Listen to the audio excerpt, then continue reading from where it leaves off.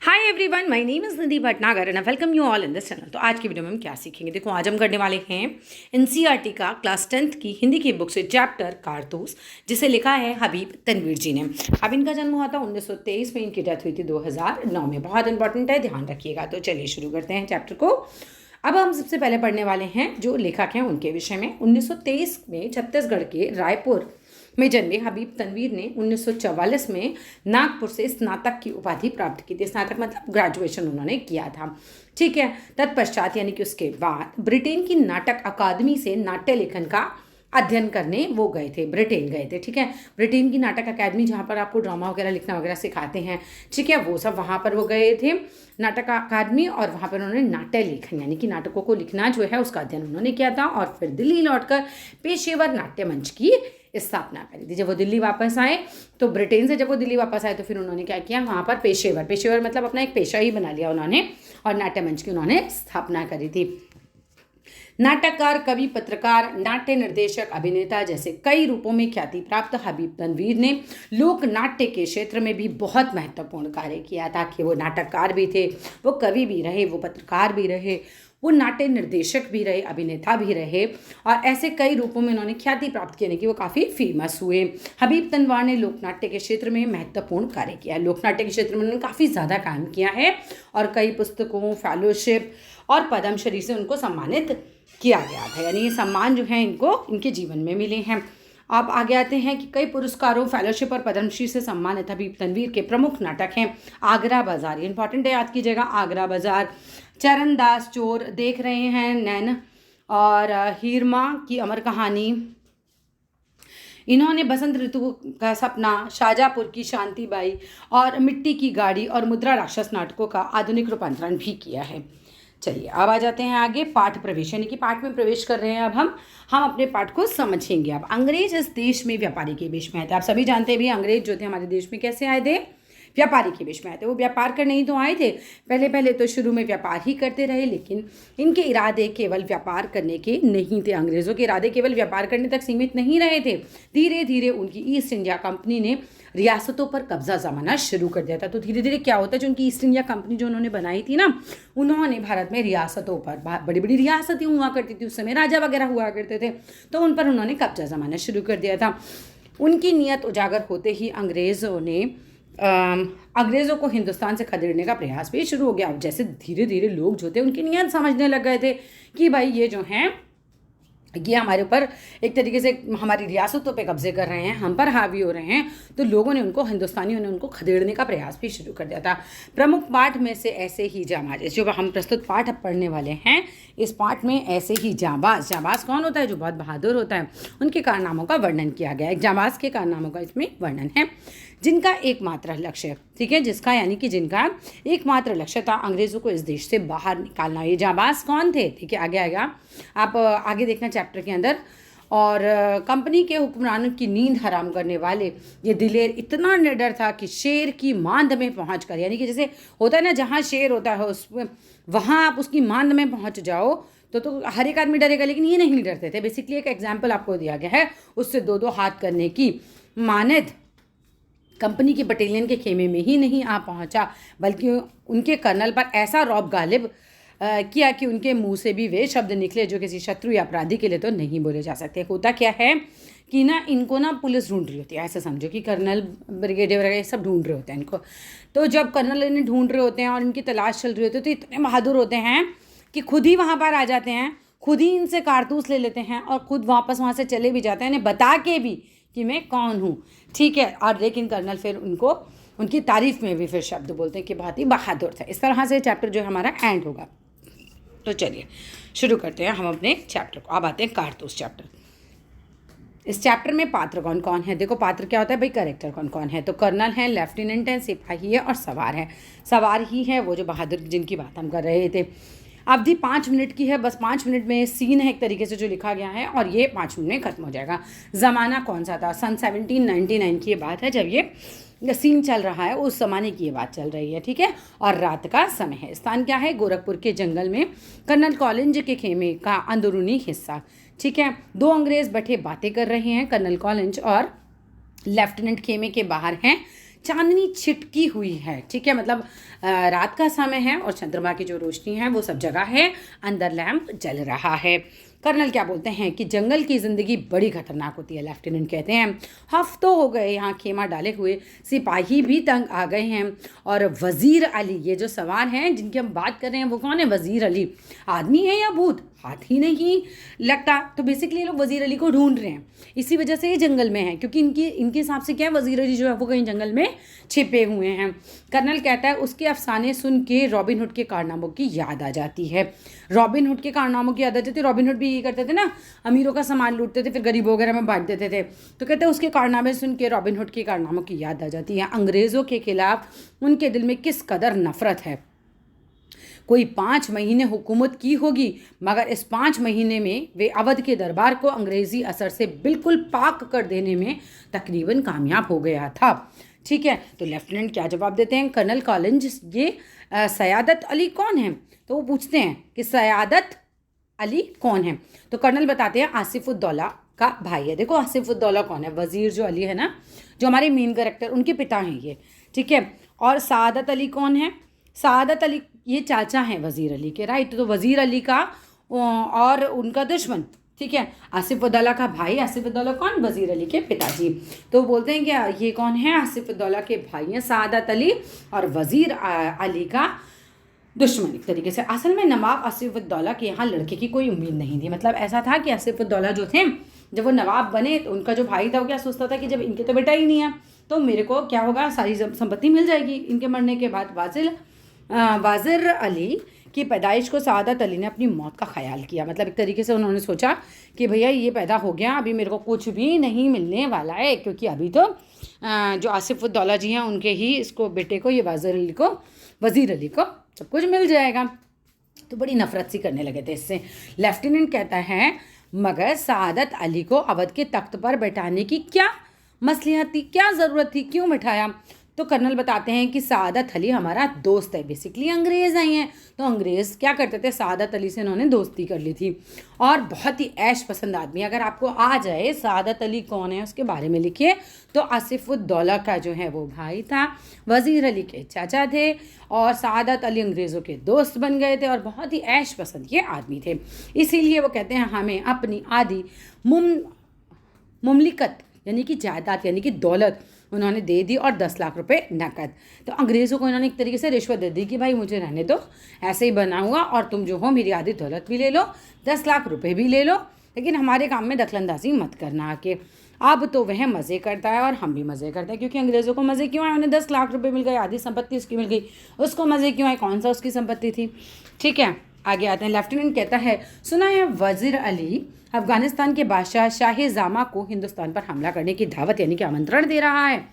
ठीक है, किसको आमंत्रण दे रहा था? ये देखो, याद रखना, ये वज़ीर अली अफ़गानिस्तान के बादशाह शाह ज़मा को हिंदुस्तान पर हमला करने की दावत यानी आमंत्रण दे रहा है। कर्नल कहता है अफ़गानिस्तान को हमले की दावत सबसे पहले असल में टीपू सुल्तान ने दी थी। ठीक है, कर्नल इनको बता रहे हैं कि टीपू सुल्तान ने दी थी, फिर वज़ीर अली ने भी उसे दिल्ली बुलाया, और फिर शमशुद्दौला ने भी। बेसिकली क्या हो रहा है, हो ये रहा है कि देखो, सब जो मुसलमान के जो राजा वाजा थे ना उस समय के शासक जो थे, जब अंग्रेज़ आए तो अंग्रेज़ों से हो गए परेशान, बिकॉज अंग्रेज़ जो थे इन पे हो गए थे हावी। तो अब ये अफ़गानिस्तान से क्या प्रॉब्लम आ रही थी? अफ़गानिस्तान से प्रॉब्लम नहीं, मतलब अफ़गानिस्तान से इसलिए हेल्प मांग रहे थे कि ये खुद तो कुछ कर नहीं पा रहे थे। तो उन्होंने सोचा कि अगर अफ़गानिस्तान का जो बादशाह है शाह ज़मा हिंदुस्तान पे हमला कर देगा तो इस समय हिंदुस्तान पे शासन किसका चल रहा है? वो चल रहा है अंग्रेज़ों का। तो अंग्रेज़ों को भगा दिया जाएगा और हम जो है वापस से शासन कर लेंगे।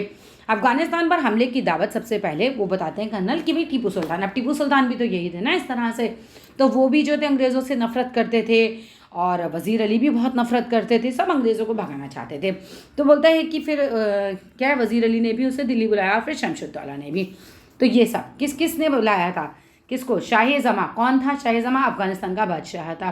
किसने उसे दिल्ली बुलाया? टीपू सुल्तान ने बुलाया, वज़ीर अली ने बुलाया, और शमशुद्दौला ने भी बुलाया।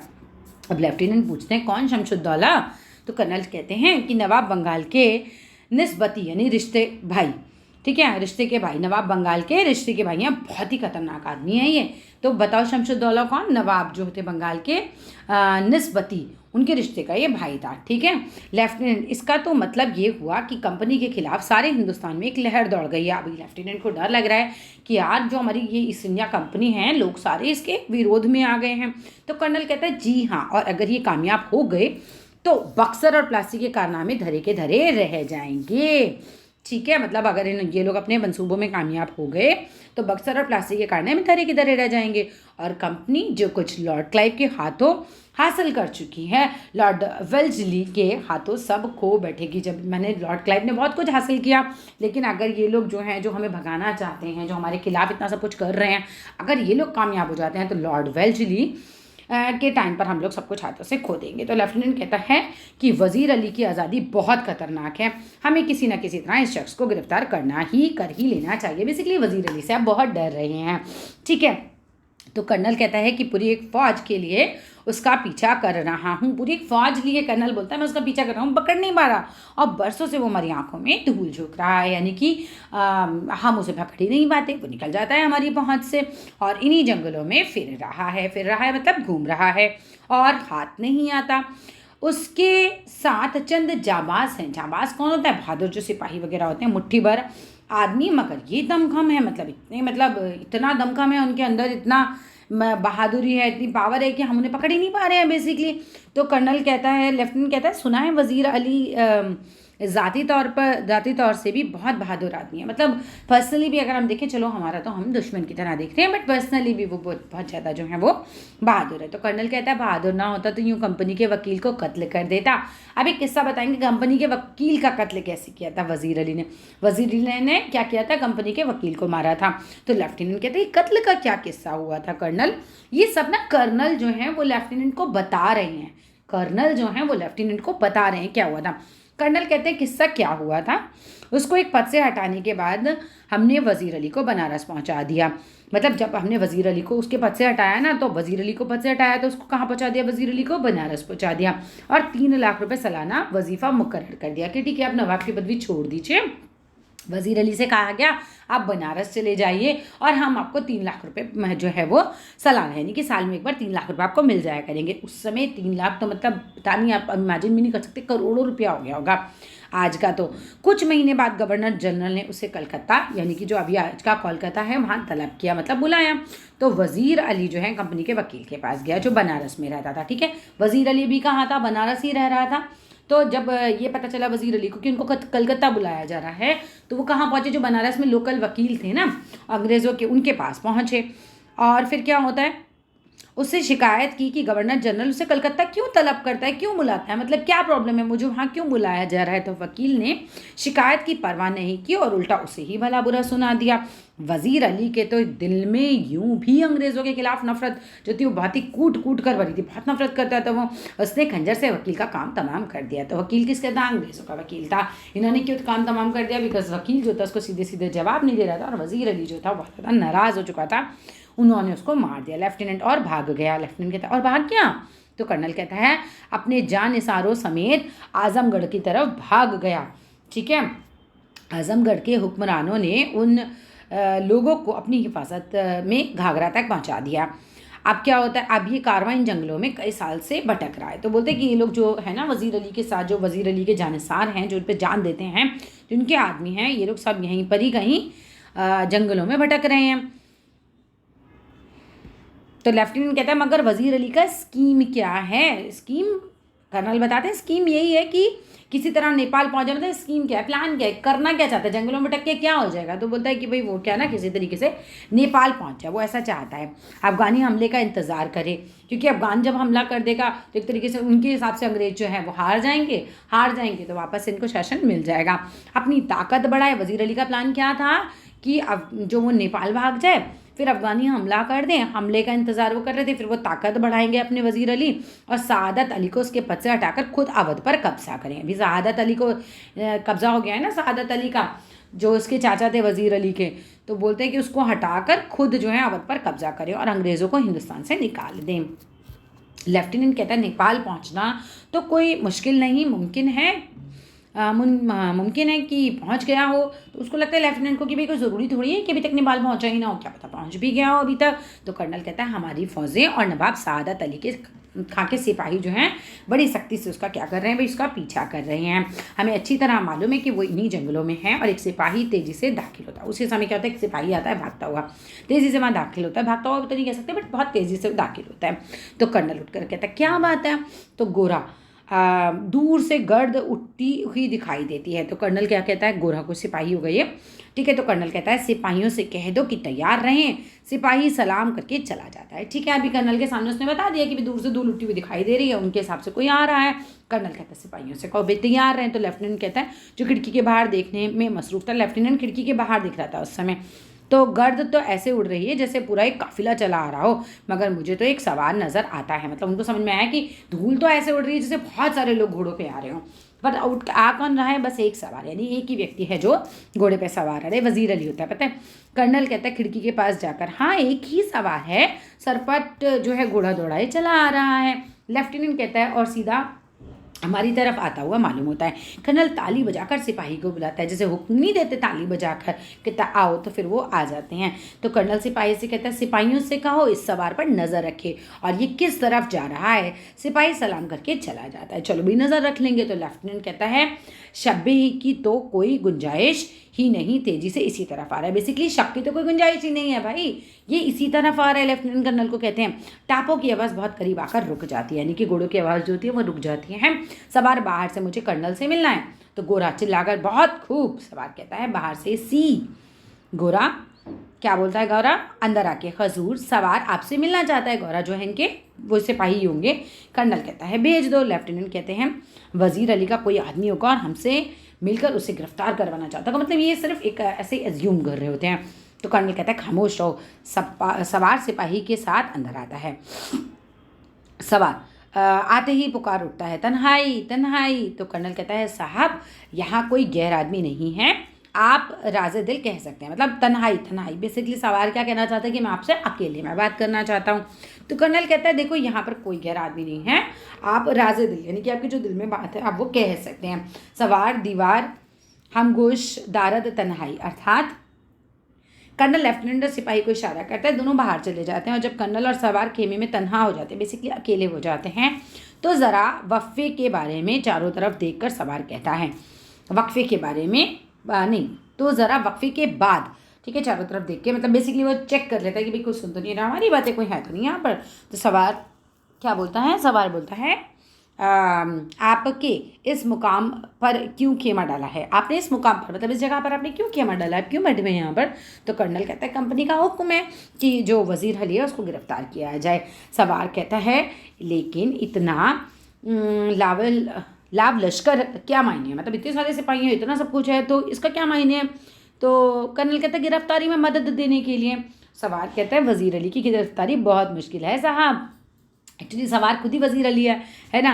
तो कर्नल कहता है क्यों। सवार कहता है वो तो एक जाबाज सिपाही है, जाबाज बोले तो बहुत ही बहादुर सिपाही है। तो कर्नल कहता है मैंने भी ये सुन रखा है, आप क्या चाहते हैं। चंद सवार कहता है चंद कारतूस, मतलब मुझे कुछ बंदूक की गोलियां चाहिए बेसिकली। कर्नल कहता है किस लिए। तो सवार कहता है वजीर अली को गिरफ्तार करने के लिए। अब देखो वजीर अली कितना स्मार्ट है, उसी से अपने को ही मारने के लिए गोली मांग रहा है और बता भी नहीं रहा कि मैं वजीर अली हूँ, और उसको अपने को मारने के लिए थोड़ी ना चाहिए होती हैं, वो तो इन्हें बुद्धू बना रहा था। तो कर्नल कहता है ये लो 10 कारतूस। कितने कारतूस दिए, 10, MCQ का क्वेश्चन है।